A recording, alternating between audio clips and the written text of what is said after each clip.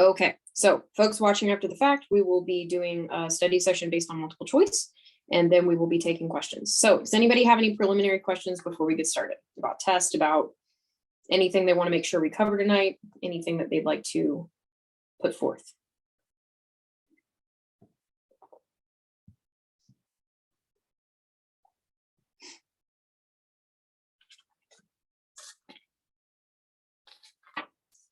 No? Apparently not. Okay. All right. So then what we will do is we will go through the multiple choice questions. And then I think I have 12 or 13 of them, not a ton, but I want you guys to take a look at them. They are the AP classroom ones. They're not ones that you have taken probably. They're kind of random ones.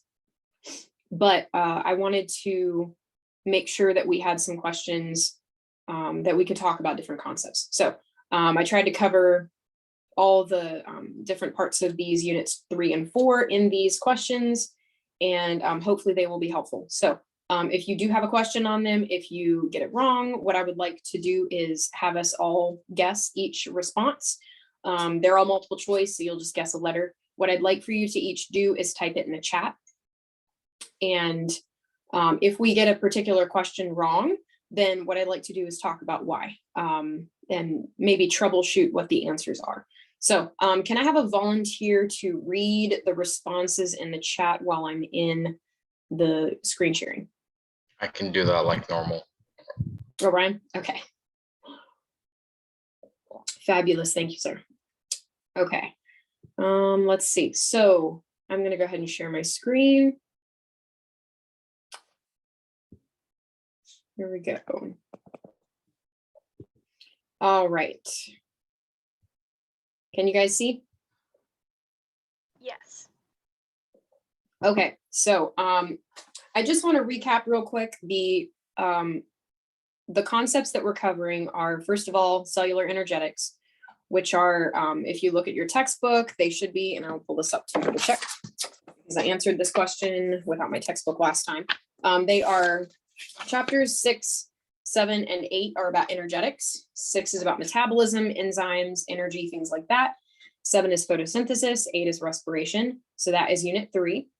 And then unit 4 consists primarily of the cell cycle and introducing cell reproduction, mitosis. However, it does not go into meiosis and heredity. We'll touch on that in the next unit.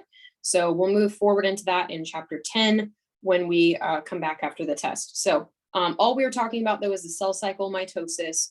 We're talking about chapters 26 and 40, which we're not talking about everything in those chapters. There are a few hormones that I wanted you to know, and I've listed those. I believe there were 5 or 6 of them. The plant hormones are good to know as well. However, we do not need to know every single endocrine gland, all of those kinds of things. I specifically touched over in class what I wanted you to know of 26 and 40, most of 26, but not as much of 40, just the examples and understanding the difference between protein and steroid hormones. So with that in mind, it's primarily 9, but unit 4 also covers some of the cell-to-cell communication of 26 and 40. So that is what we'll be covering tonight. And these are AP classroom questions. They have a good long introduction. They frequently have experiments. They have data evaluation and answering questions based on comprehension. So we're going to take a few minutes and I'll read this out loud while we are reading it and guess which answer you think is correct. Take your time. So a researcher claims that some bacteria contain factors that influence the function of a particular enzyme, but other bacteria do not. To test the claim experimentally, the researcher will grow 2 different bacterial strains in separate liquid cultures and isolate the contents of the cells in each culture. The researcher will add different combinations of cellular contents, substrate, and enzyme to test tubes containing a buffer solution adjusted to the optimal pH of the enzyme, and then measure the rate of product formation. The design of the researcher's experiment is in the table. And so the question is, which of the following statements best justifies the inclusion of test tubes 3 and 7 in the experiment? So take a few minutes. These are not needing you to be fast. and give your answer when you are ready.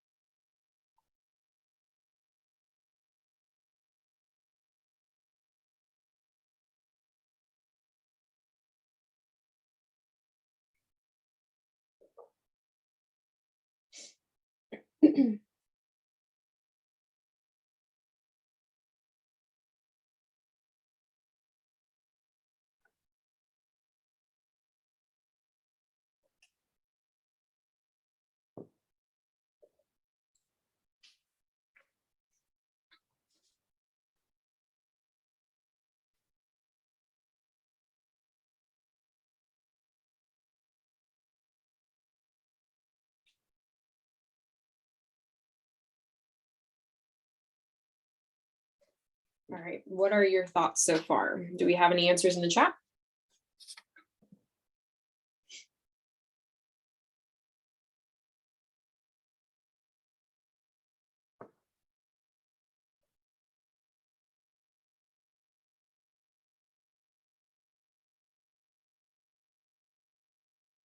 Nicole says A, and Mayasa says A, and I say A. Okay.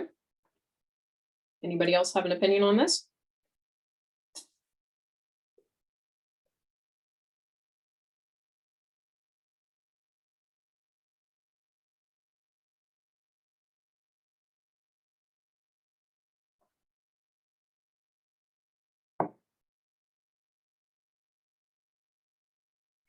Okay. So you guys are right. Awesome. Another one of these, actually two of these responses are almost correct, or could be if just a few words were changed. How could C and D be made correct? Because they're not correct in their current form. How could they be correct if you reworded them? In the absence of what? The absence of the enzyme.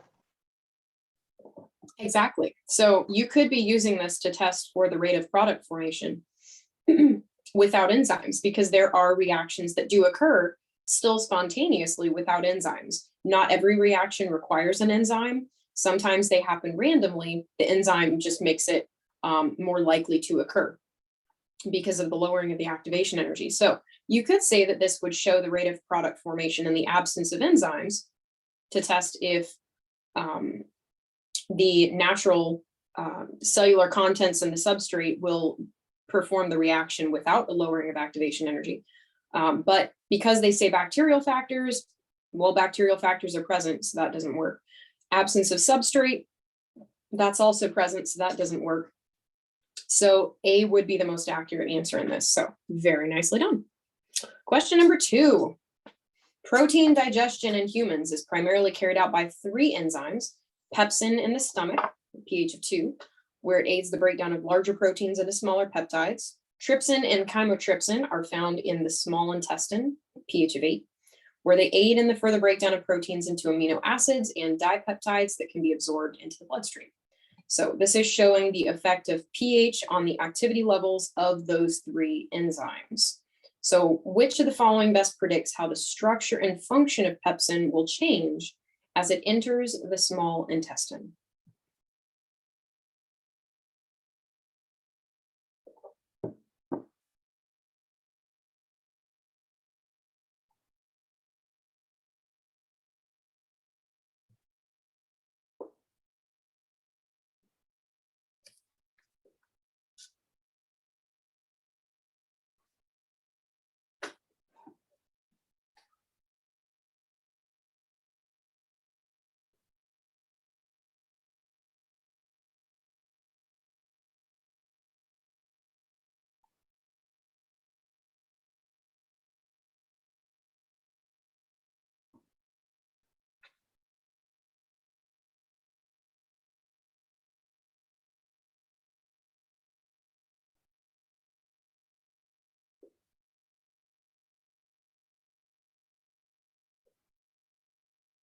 All right, what do you guys think about this one?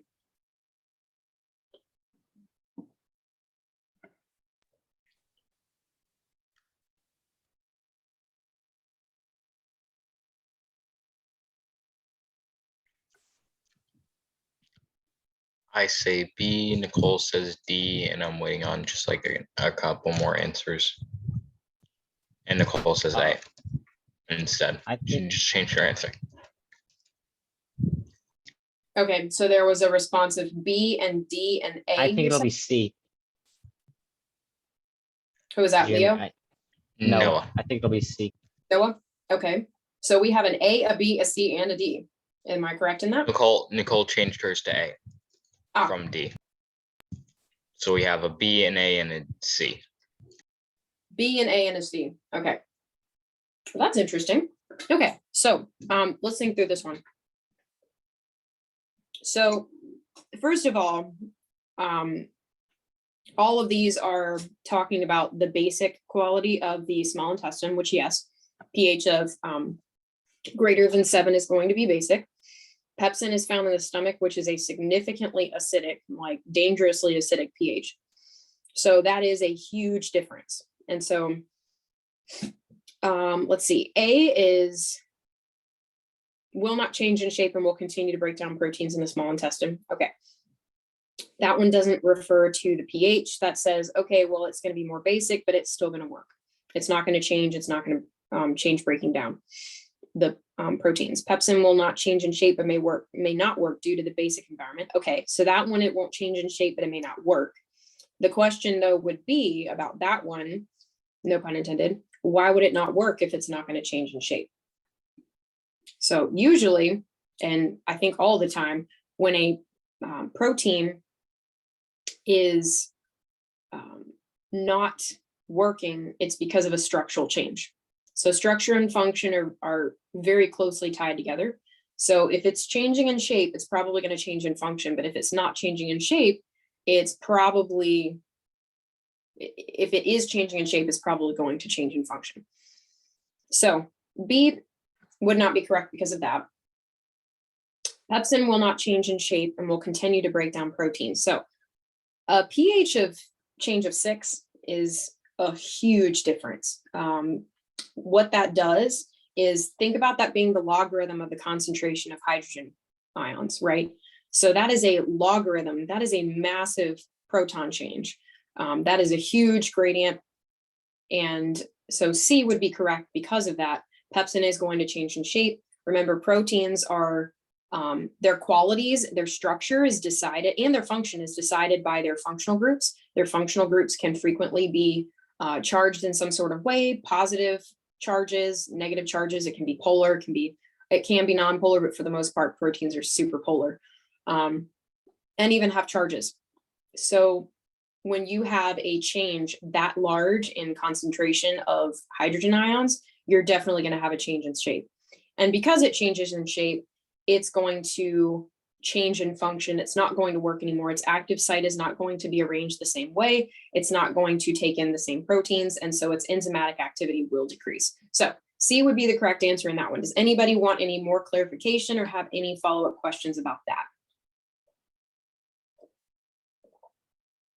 So I just had a quick question because when I was looking at the graph, it looked, oh wait, sorry, I looked at the wrong line. I thought Pepsin was the dark black line, but it's like the skinny little one.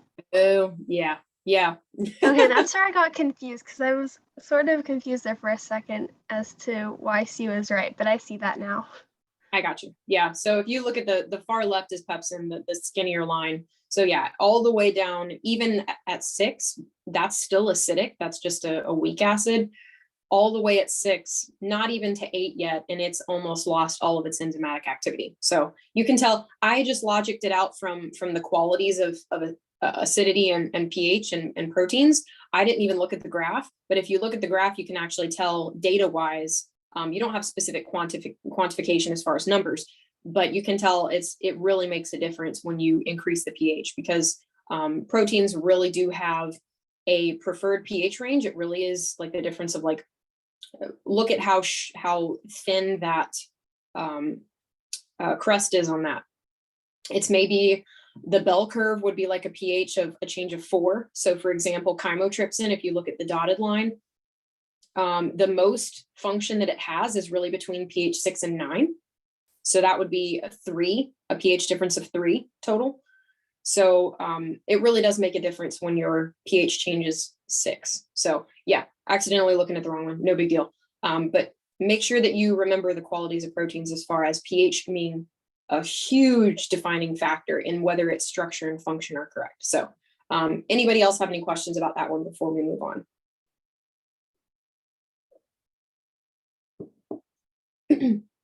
Okay. And I'll just remind you guys, you can always message me or email me if you have any questions. I'm always happy to answer them. You are not bothering me. I would love to respond to them, especially before tomorrow night when I won't have internet. So if you have any questions, make sure to reach out. Okay, question number 3. In chloroplasts, ATP is synthesized from ADP plus inorganic phosphate, P sub I, which is how it's usually shown, in a reaction catalyzed by ATP synthase molecules that are embedded in the thylakoid membrane. Which of the following statements provides evidence to support the claim that no ATP will be synthesized in the absence of a proton gradient across that thylakoid membrane?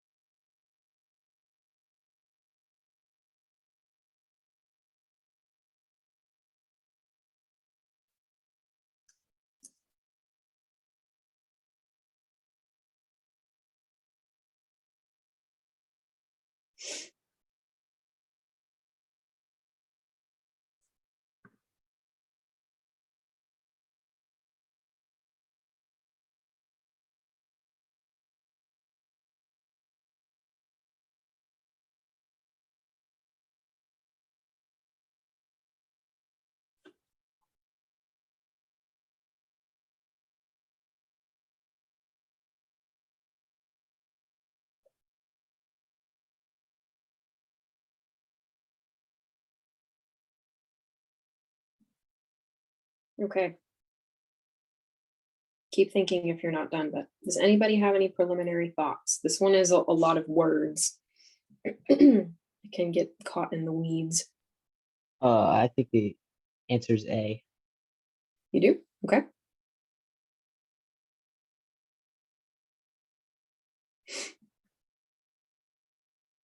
Anybody else? Carson and I both said C. Okay.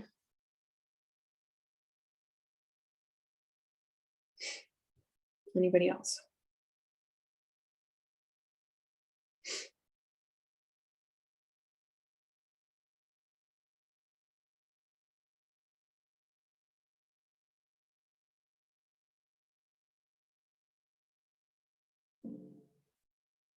Okay.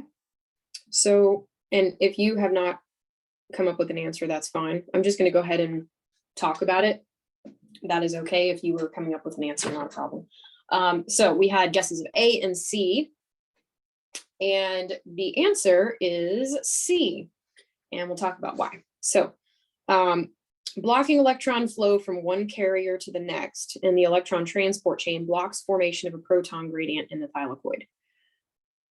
Okay, so what we're trying to support is that no ATP will be synthesized in the absence of a proton gradient. So what we need is some sort of statement that connects ATP synthesis to the proton gradient, right? We need to make sure that they're connected. We need something that justifies that.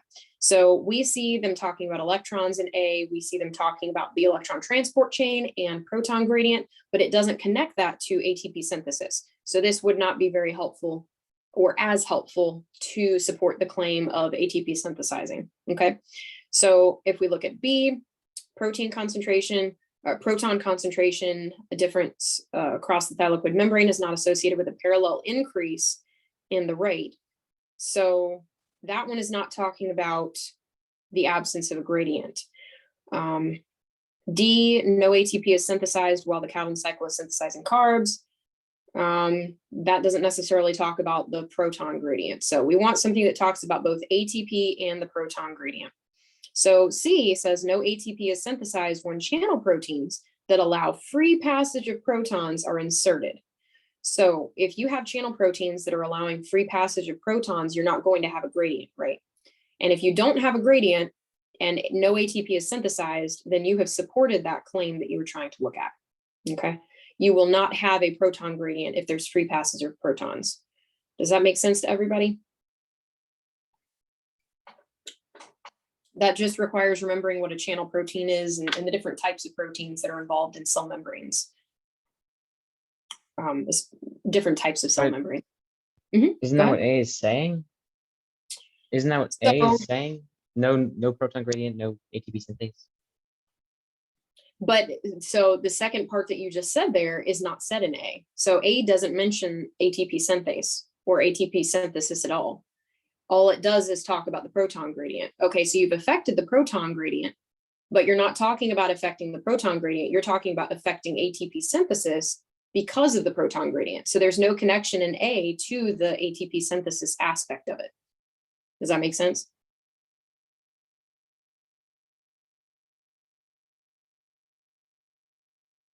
So this is talking, when you I block guess the that electron, makes sense.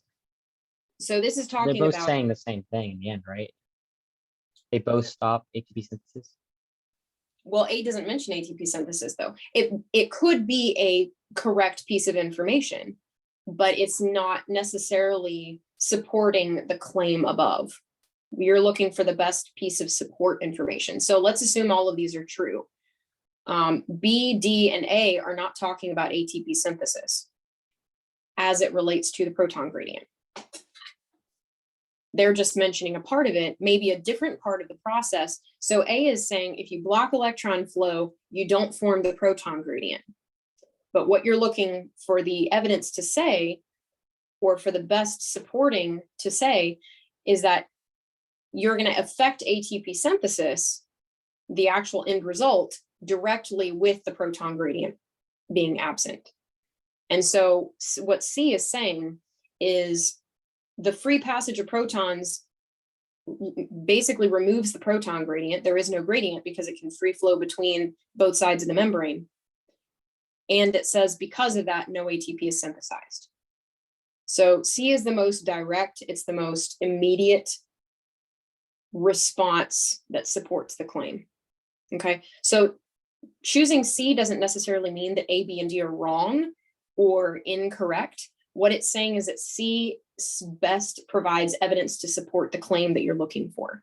So they can all be true, they can all be factual, and C be the most accurate for the specific claim you're looking at. Okay, so A blocks electron flow, and that means that there's no proton gradient formed. Okay, that doesn't talk about how that affects ATP synthesis, because you're still making the assumption with A that proton gradient affects ATP synthesis. That's the thing you were trying to provide evidence for, and all you've done is make that assumption again with A. Okay.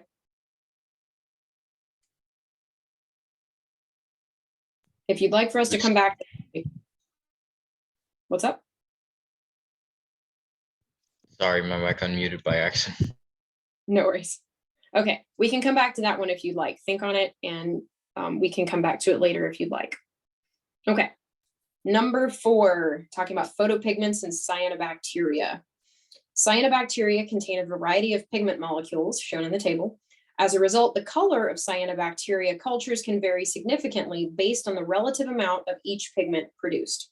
So a researcher placed a culture of cyanobacteria under green lights, and within a few weeks, the appearance of the cyanobacteria changed from green to red. The researcher claimed the color change in the culture was the result of an adaptation allowing greater photosynthesis. Which of the following provides the best reasoning to justify the researcher's claims? Notice the word best. So some of them could be true, but which one is the best reasoning?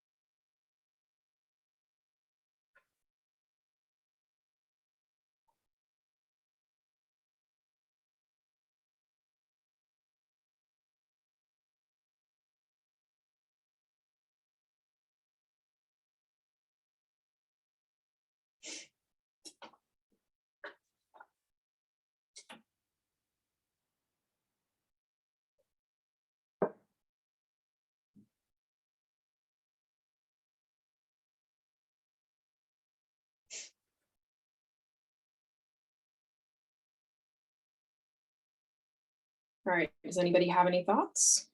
If not, take another minute.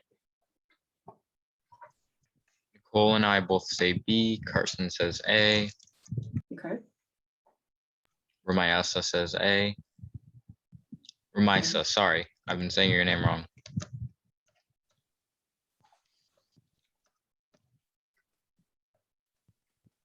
Okay.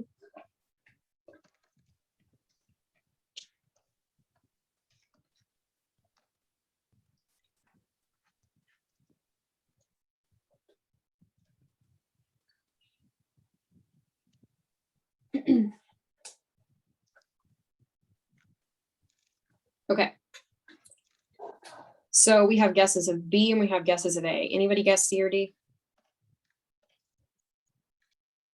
No. All right, making sure I didn't miss anything. Okay, so this one is a little bit tricky, and all of these are tricky. I mean, they basically just give tricky questions. That's kind of the point of what they do. So we have two different concepts here. We have reflected light and we have absorbed light. So light that's reflected is not going to be quite as usable because it's going to be reflected. What we're looking for is the color of the absorbed light, and you kind of have to think backwards. So if chlorophyll A is reflected or is reflecting green light and is basically, when you look at it, chlorophyll is green. That's why a bunch of leaves are green. Most plants you see, they have a primarily chlorophyll in them. So they are visible as green because the green light reflects off of them. That means that they aren't able to use the green light. That means that they actually use the opposite of that, or potentially everything but specifically the opposite is guaranteed. So they are actually going to need another type of light, which would be red in this case. If you look at the opposite on the color spectrum, they're going to need red. So what we want is actually the opposite of that. We want what is going to be using green light, not reflecting it. So that would be red reflected. Okay, so we're looking at backwards of what we think we should be looking at. So if we look at A and B, A says in green light, more chlorophyll A molecules are produced, reflecting more light to other cyanobacteria to be used for photosynthesis. Okay, so they don't want to reflect light. Chlorophyll wants to absorb that light. It wants to absorb it, use the energy in photosynthesis. So they are not necessarily going to be reflecting the light to other cyanobacteria. They're all about themselves. So if we look at green light, or if we look at B, in green light, more phycoerythrin molecules are produced, allowing more green light to be absorbed, thus increasing photosynthesis. Okay, so if we look at phycoerythrin on the diagram, it says that that is reflecting red light. So if it's reflecting red, that means it's probably going to be absorbing and using green light. So A is talking about chlorophyll wanting to reflect more light. They're not necessarily going to want to reflect light. They're going to want to absorb it. So in green light, you're going to want phycoerythrin because they are going to be absorbing that green and reflecting the red back if there is any. And it's going to be absorbing the green light. That's what it uses. And it's going to be increasing photosynthesis. So if all you have is green, you want the molecule that's going to absorb that green, which is phycoerythrin. The opposite of that is what it's going to reflect. So it would reflect red light. So that's how you find it on the diagram. Does that make sense to everybody? The difference between reflected light and absorbed light?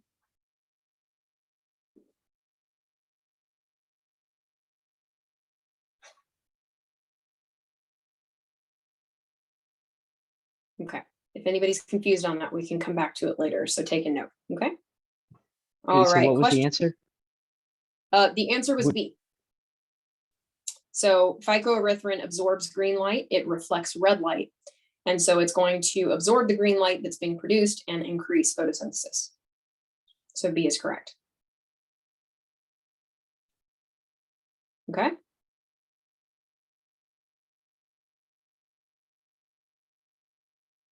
And I'm going to post this afterwards. If you'd like to go back and look at these again, you're more than welcome to. I will put these on Moodle tonight.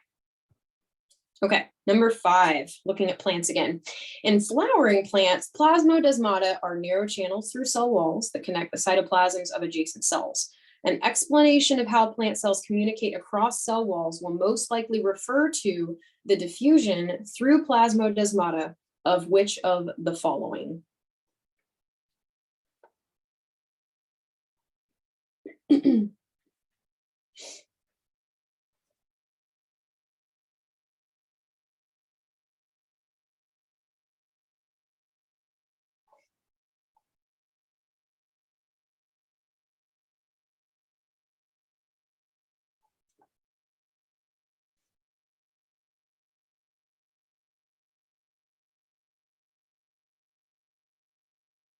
All right, what's everybody thinking?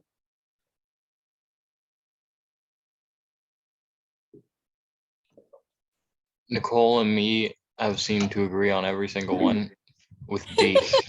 And Carson and Ramiasa. It's unanimous in the chat, D. Unanimous. Beautiful. So obviously organelles and chromosomes aren't necessarily what cells want to communicate back and forth. That wouldn't make any sense. Why would you give them basically the organs in your body? Doesn't make any sense. You want to communicate, not lose your life to give them something. So the only two options that are kind of reasonable would be polysaccharides and water soluble molecules. Branched polysaccharides, remember, plasmodesmata are narrow channels. Those are very small channels. Those are talking about very small molecules going back and forth. So polysaccharides wouldn't necessarily work for that reason. They can get communicated through things like vesicles or intercellular communication in general, but small water soluble molecules are going to be diffused through the plasmodesmata. So sounds like that makes sense to everybody. Fabulous. Carson says he was just thinking everything else is too big, and I'm like, yeah, that was kind of my synopsis. Yeah, absolutely. I mean, every word is put in that question for a reason. Narrow channels, branched polysaccharides. If they had just put monosaccharides, that would be a little bit closer, and you'd be like, wonder which one. But it says water soluble and branched. Those are important. So look at every word in the questions. Exactly. That is definitely why they do that. All right, number 6. In a certain signal transduction pathway, a certain one being very secretive, the binding of an extracellular molecule to a cell surface protein results in a rapid increase in the concentration of cyclic AMP inside the cell. The cyclic AMP binds to and activates cytosolic enzymes that then activate other enzymes in the cell. So which of the following statements best describes the role of cyclic AMP in the signal transduction pathway? What is it? What is it doing?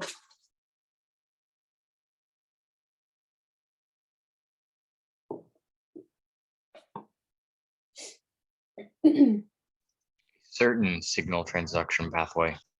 Yes, certain. It's very secretive. You are a need to know basis as far as this goes. You are not clearance. CIA during high school.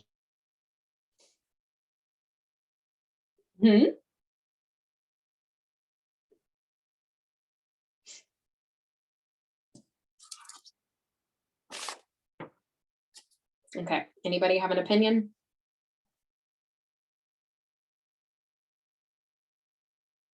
I think it's C. I think it's C. Okay. I agree with Noah. Okay. Consensus so far.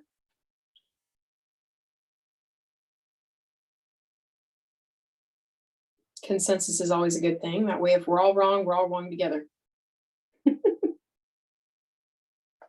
Anybody else have an idea?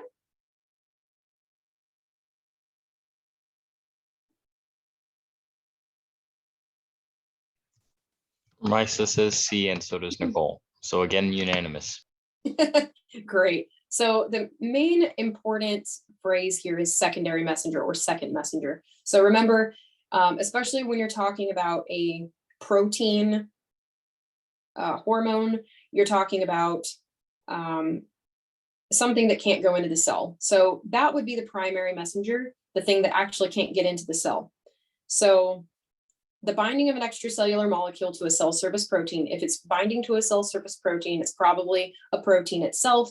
It can't go through, diffuse through the membrane. So because of that, it's going to activate a secondary messenger like cyclic AMP, which is one of the most common ones. It's probably going to be the example you see every time. And it's going to amplify the signal because the protein hormone itself couldn't get in. So that was exactly right. Awesome. Number 7, epinephrine, because we can't talk about epinephrine enough. The epinephrine signaling pathway plays a role in regulating glucose homeostasis in muscle cells. The signaling pathway is activated by the binding of epinephrine, that's hard to say, to the beta-2 adrenergic receptor. A simplified model of the epinephrine signaling pathway is represented below. A researcher claims that the epinephrine signaling pathway controls a catabolic process in muscle cells. So which of the following statements best helps justify the researcher's claim? Take a minute if you need it.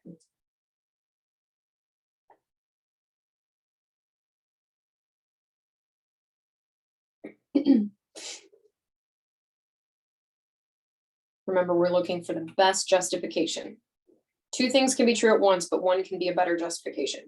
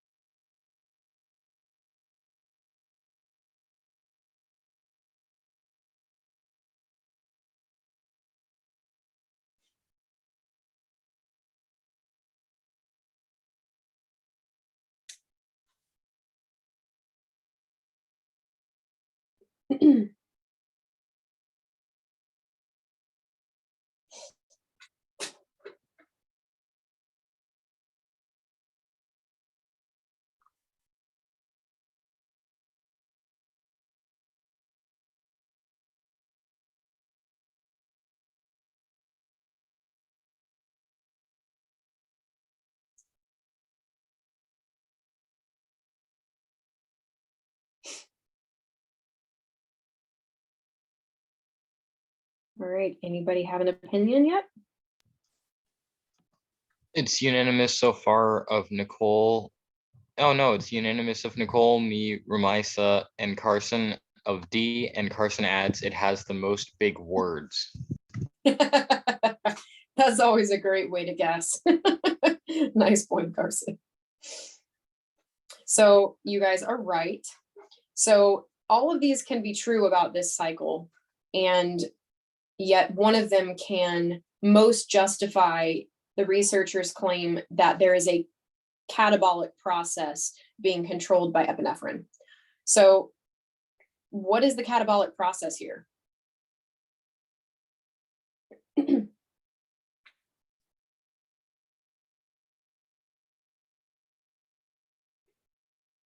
Glycolysis? Exactly. So glycolysis, lysis, remember the breaking apart of glucose. So the most obvious, closest cause of that would be glycogen to glucose 1-phosphate.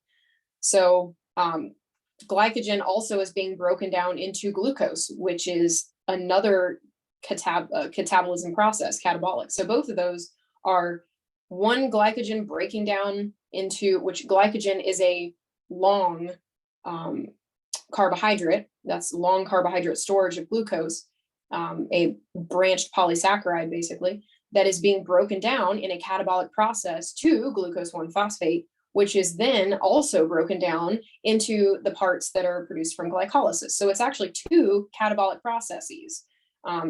Technically, the whole thing could be considered from glycogen to the products of glycolysis, but you're actually pointing out one of those catabolic processes with D. So other things can be true. Epinephrine can be a signaling molecule that binds to a transmembrane protein. Yes, that is true. That's explained in the both the diagram and the paragraph, but you're actually pointing out a catabolic process in and of itself in D. So hopefully that makes sense to everybody. Glycogen to glucose 1-phosphate and glucose 1-phosphate through glycolysis, breaking down the glucose. Both of those are catabolic. So hopefully that makes sense. Awesome. Okay, number 8. Glucocorticoids are steroid hormones that control cellular responses through several different signaling pathways. One of the signaling pathways involves the glucocorticoid receptor, an intracellular protein, intracellular, that's activated by binding to a glucocorticoid molecule. A simplified model of this pathway is represented below. Which of the following statements best predicts the effect of a mutation that results in a loss of the glucocorticoid receptor's ligand binding function?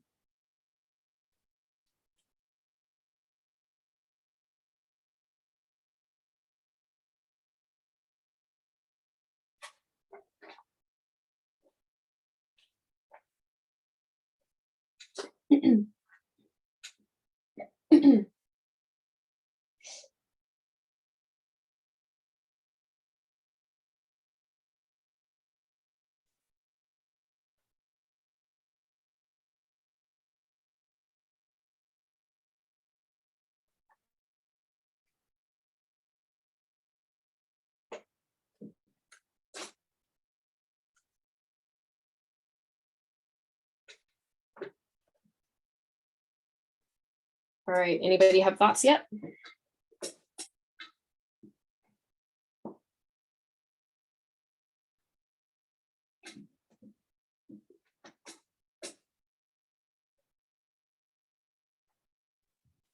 I've said B, no one else has answered. Okay.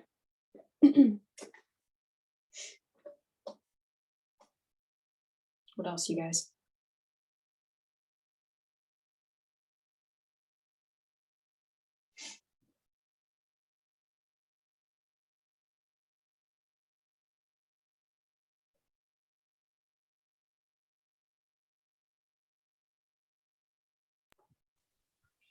We have Carson who's unsure between B and C, and Nicole said B. Okay. Fabulous. So let's look through each of these. A, the transduction of the glucocorticoid signal across the membrane will be blocked. So the receptor has nothing to do with whether the actual glucocorticoid comes across the membrane. So that will continue to happen even if it can't bind. So that won't be affected. D, the concentration of glucocorticoid receptors will increase. That's not necessarily the case. We're not talking about the number of them. It's just a loss in function. B, the glucocorticoid receptor will remain associated with the accessory proteins. Well, let's think through why it would remain associated. So we have here, once the glucocorticoid, see the triangle, binds to the inactive receptor that has all the accessory proteins. Once it's bound, you notice the arrow then pointing down and all of the accessory proteins being removed or disassociated from that receptor. So it looks like the binding of glucocorticoid actually causes those accessory proteins to be disassociated. So if you can't bind the ligand, aka the glucocorticoid, the steroid hormone, then you're going to remain associated with the accessory proteins because the binding of the ligand won't happen to remove them. So B would be correct. And then lastly, looking at C, the rate of diffusion of glucocorticoid molecules into the cell will increase. the rate of production or entrance of either glucocorticoid or the receptor is not changing. The only thing that's changing is the functionality of the receptor itself. So hopefully that makes sense for why C is not correct. Okay. Anybody have any questions about why B is the right answer?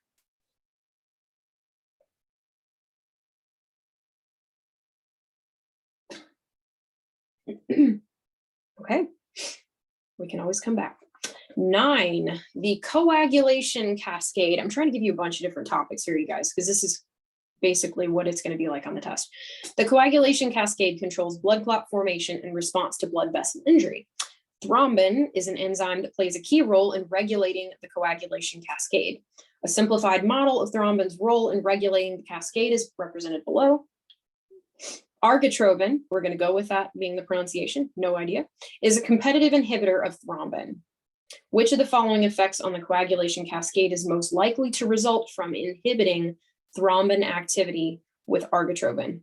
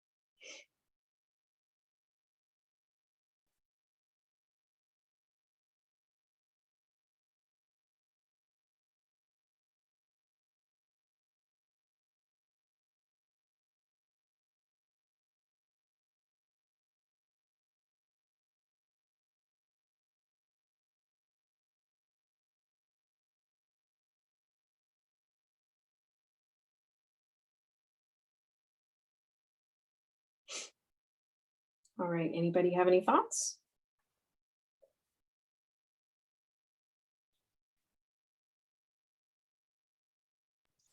Carson and I both say B, and I didn't see anything else.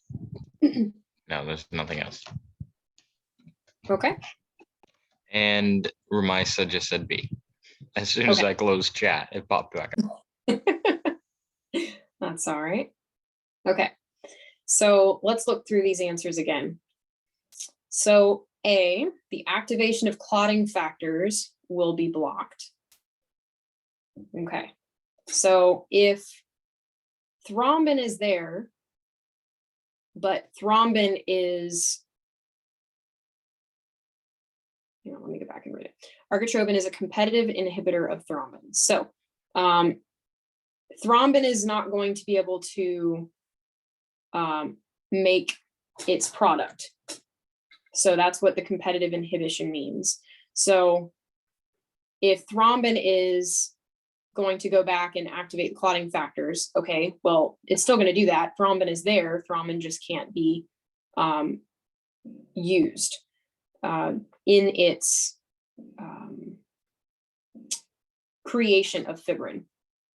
So the activation of clotting factors is going to be blocked, not necessarily. Thrombin will be converted to prothrombin, not necessarily. The rate of blood clot formation will increase. No, because thrombin can't do its function of converting fibrin. So because of that, the rate of fibrin formation will decrease. So inhibiting thrombin activity means that the clotting factors are potentially still going to be activated.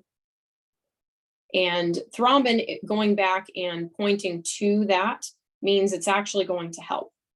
So the inactive clotting factors are still going to be activated, They just may not be positively reinforced by the thrombin. So it's still going to happen. It's just not going to be happening maybe as much, but it's not going to necessarily be blocked.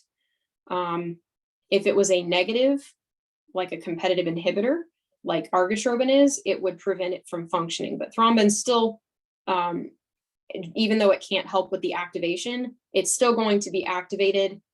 Thrombin would just be a positive encourager of that. So the only thing that's really going to be affected is the effect of thrombin by itself, which is the sole creator or the sole converter of fibrinogen to fibrin. So B would be the correct answer of that one, because thrombin can't be utilized to convert it to fibrin. Does that make sense to everybody?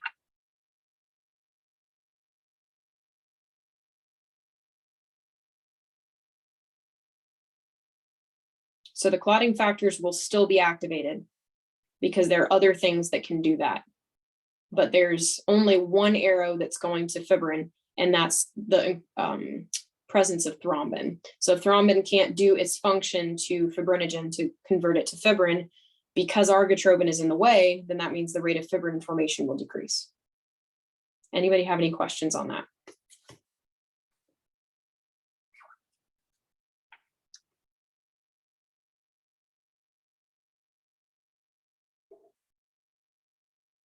Okay, we can come back to that if we need to.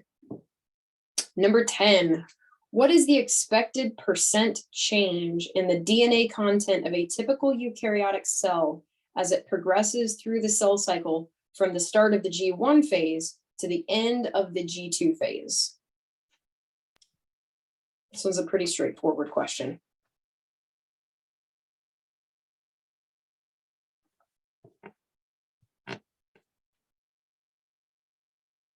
What do you guys think?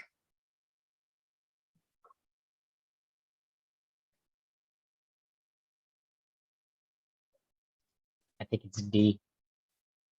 Okay.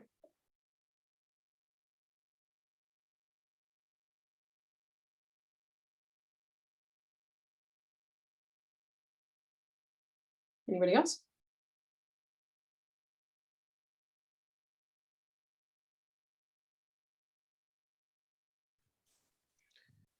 Nicole and I say D, Carson says D, and Ramisa says D.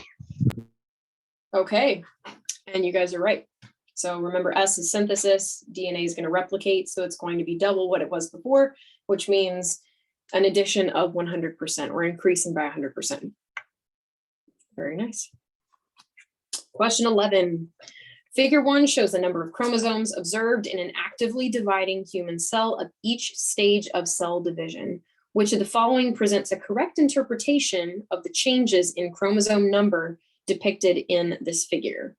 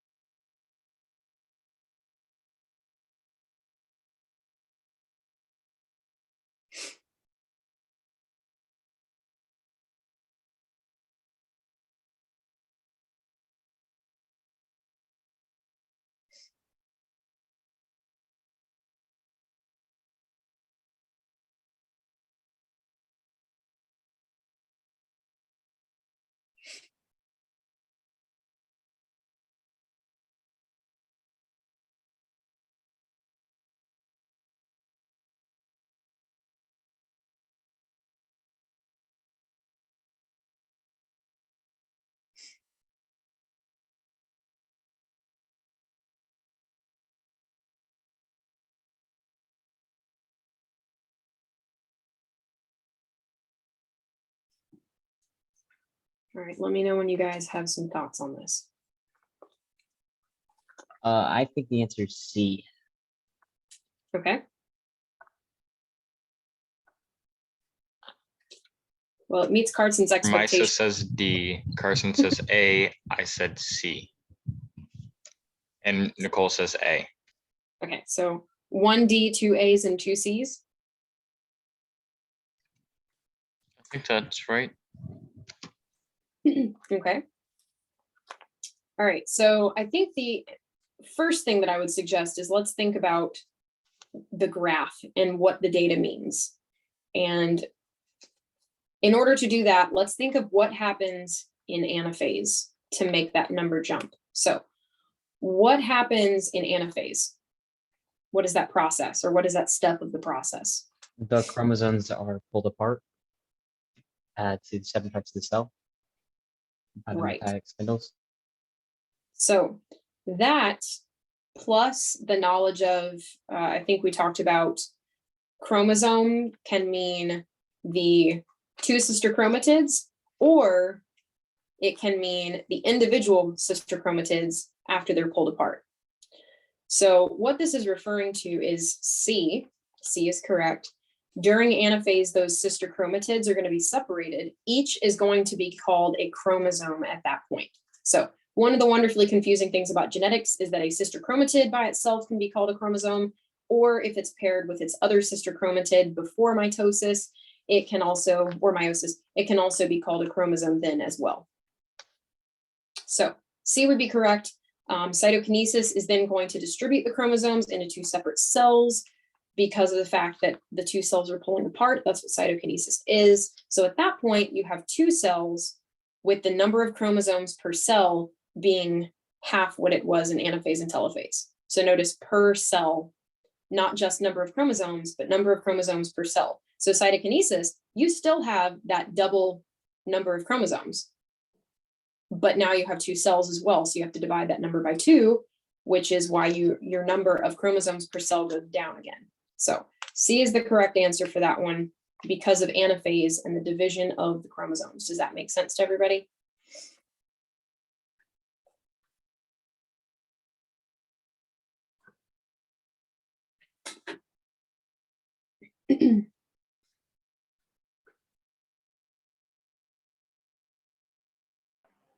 Is it because when they're attached by the centromere, it's still considered one chromosome, so it's not doubled yet in anaphase? First part of that answer is yes. So when it's two sister chromatids bound together with the centromere, which is the center protein complex, yes, it is considered to be one chromosome then.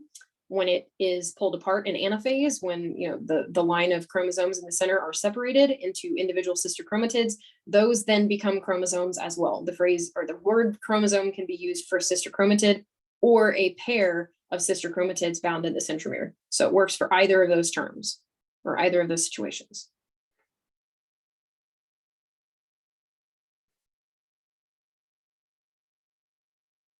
Okay, any final questions about that one?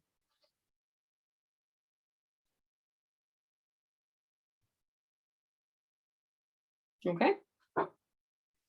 Last question, question number 12. Glycogen synthetase kinase 3 beta, yes, that's long, is a What? protein is a protein kinase that has been implicated in many types of cancer. Depending on the cell type, the gene for GSK3 beta, which is easier to say, can usually act as a tumor suppressor. Which of the following best predicts how GSK3 beta mutations can lead to the development of cancer? Which best predicts it?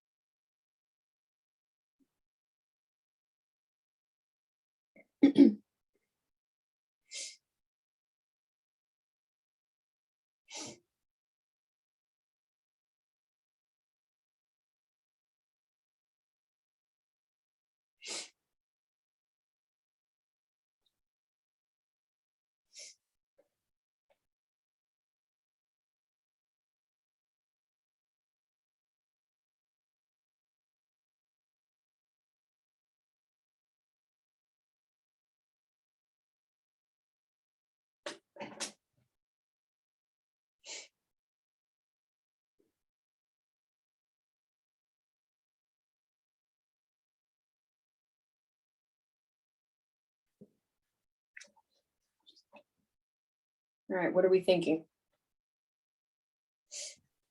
4 A's from me, Carson, Nicole, and Ramisa. Okay, anybody else have any Council guesses? is unanimous. Council is unanimous. I feel like that was a Star Wars quote. Was that a Star Wars quote? It's like a paraphrase almost. Mhm. Paraphrasing, are we? Okay. You guys are correct. So tumor suppressors, they identify mutations and find the problems with the DNA, and then they attempt to fix it. If they can't fix it, they swarm in it, or they swarm at that problem and attempt to fix it. And if they can't, the swarming eventually gets to the point where it triggers apoptosis. So if a mutation occurs in GSK3 beta, which is a tumor suppressor, then you are not going to have the ability to cut that cell off.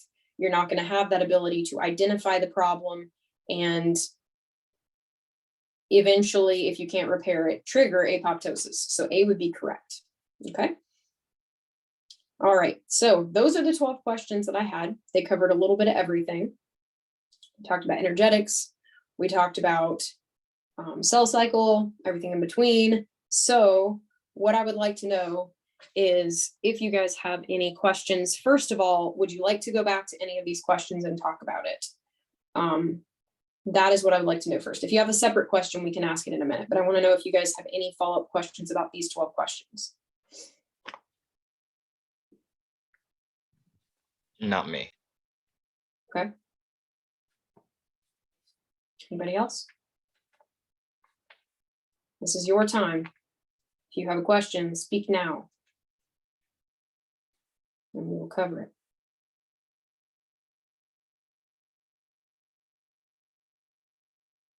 Yeah, I still don't get the that electron one with the Okay.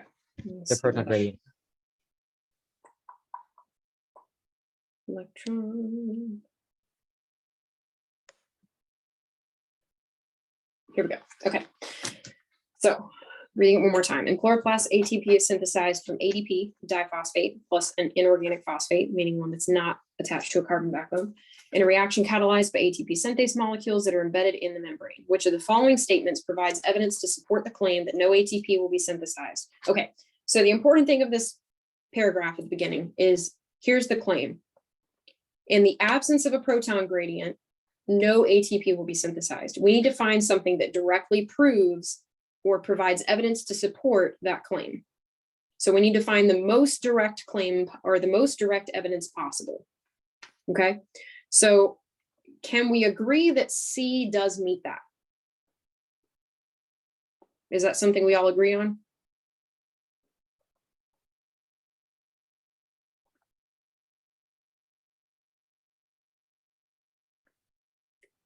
So channel proteins allowing the free passage of protons removes the proton gradient because it's a channel protein. They're moving back and forth as they want. Because of diffusion, they're going to equalize.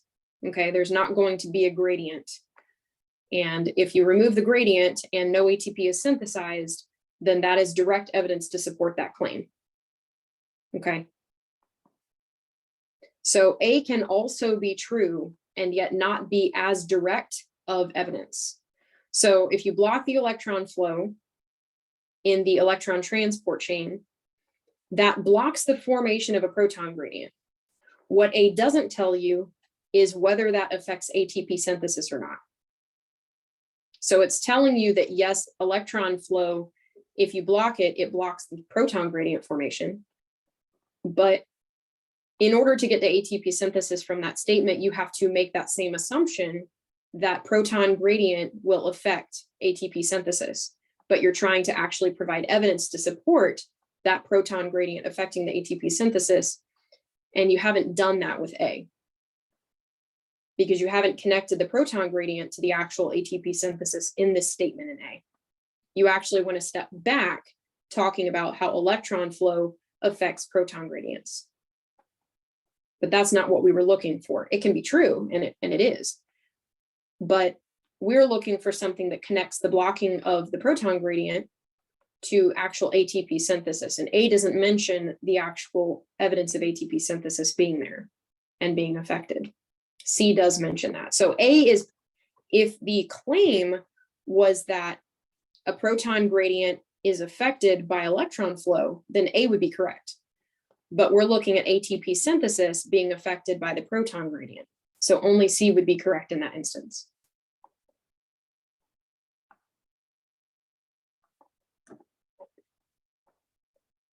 Okay, Okay. okay. And if anybody has any suggestions on how to reword that better than I am, feel free. I'm trying to reword it and I'm coming up dry, I think. I think that the difficult thing is, and something that they're going to throw at you a lot in this AP exam is all of these answers can be true. However, it's not directly supporting the ATP synthesis claim. So that's why they say, usually, this is the one that doesn't, which best provides evidence or which best justifies, because some of them can justify it indirectly. So if you were able to prove that ATP synthesis is affected by the proton gradient, then you could actually make the assumption after A that the electron flow affects the ATP synthesis. So kind of A equals B, B equals C. So if you have, you know, the math, a correlation, A equals B, if A equals B and B equals C, then A equals C. So what you have, you're looking for B equals C. That's what they've asked for. ATP synthesis is C, proton gradient is B. What A is talking about, answer number A, or answer letter A, that is actually A equals B. A equals B doesn't prove B equals C. It can also be true, but what we're looking for is B equals C. So there are two parts to the, or two steps of the same process, but we're looking for the second part of the process. We're looking for the proton gradient affecting the ATP synthesis. Okay, so hopefully that makes sense. If we need to talk about it more later, we can. I'm happy to. Are there any other questions about the other questions in this material, or shall we move on?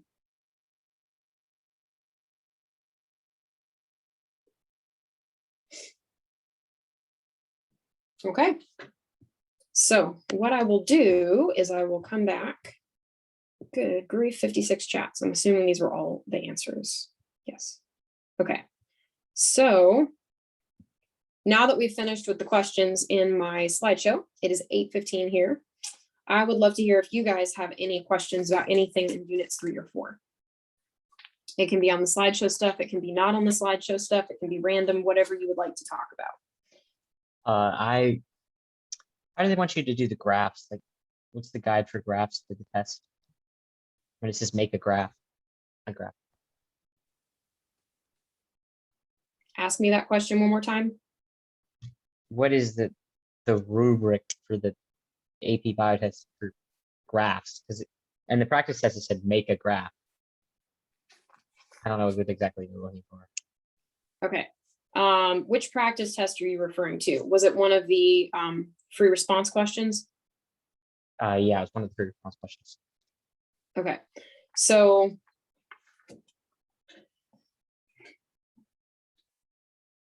the majority of what you're going to do on the AP exam is interpret graphs. They're probably not going to have you do much drawing of graphs. I can look more into that as far as what they expect. The 2020 guidelines caused it to change a lot. There's less free response now than there used to be. Let me poke around. Was it the free response of 2 or 3? Because I have not seen that one. I don't remember. I think it's probably both. Okay, I saw a math calculation, but I did not see that one. Let me poke around real quick. While I'm looking that up, does anybody have any other questions that they would like to ask? It might take me a second to get to it.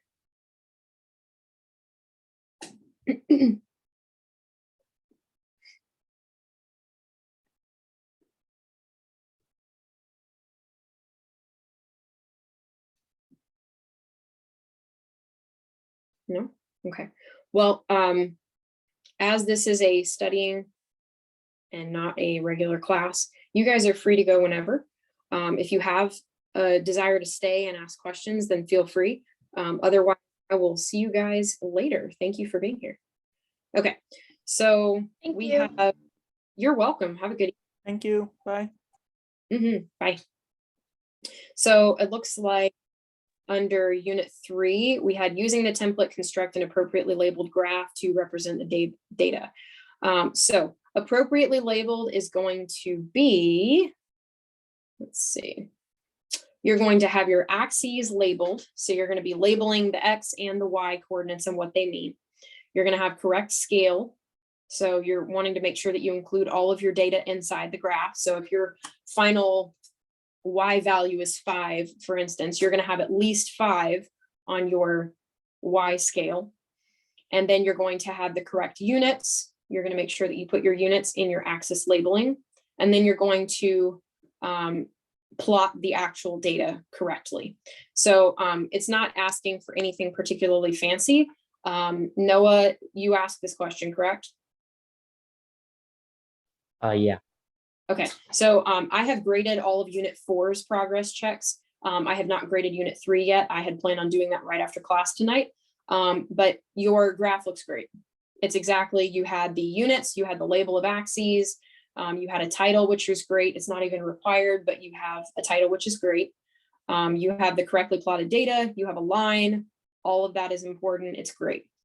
So your response was great. It's exactly what you're looking for. So labeled axes with scale and units and correctly plotted line graph is what they say. Okay, so those are the 3 parts. As an example, the grading for this is very structured. So you have correct axes labeled is 1 point. Correctly plotted line is the 2nd point. The 3rd point is making sure you have scale and units. Okay. So those are your 3 points that you would have gotten from that. You would have gotten 3 points from your graph. So, you know, if you did all these kind of fancy things and it doesn't necessarily matter what intervals you have, like 0.2, 0.4, 0.6 versus 0.1, 0.2, 0.3, 0.4, as long as you include all of the data, have the correct scale. So you don't have, you know, a massive graph with a little tiny line and you have, you know, no scale whatsoever. Your scale was great. Making sure that you utilize the whole square of what you draw.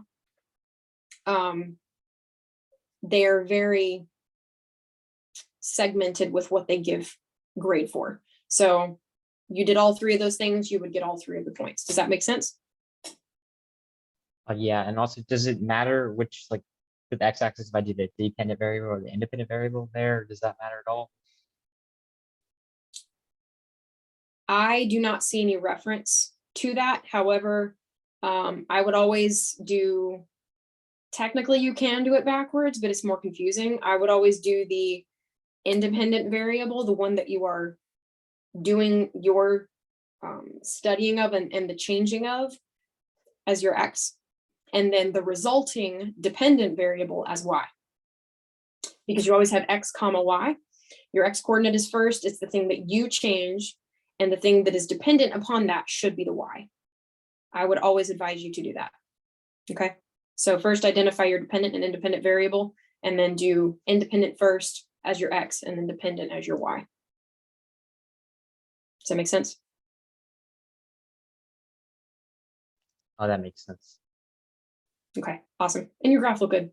Yeah. Awesome. Any other questions, folks? You guys did great tonight. Okay. No, I do not have another question. Thank you. I was just staying here to make sure that the question didn't pertain to anything I had a question about, and it didn't. Okay, no worries. Ramaisa, did you have any questions?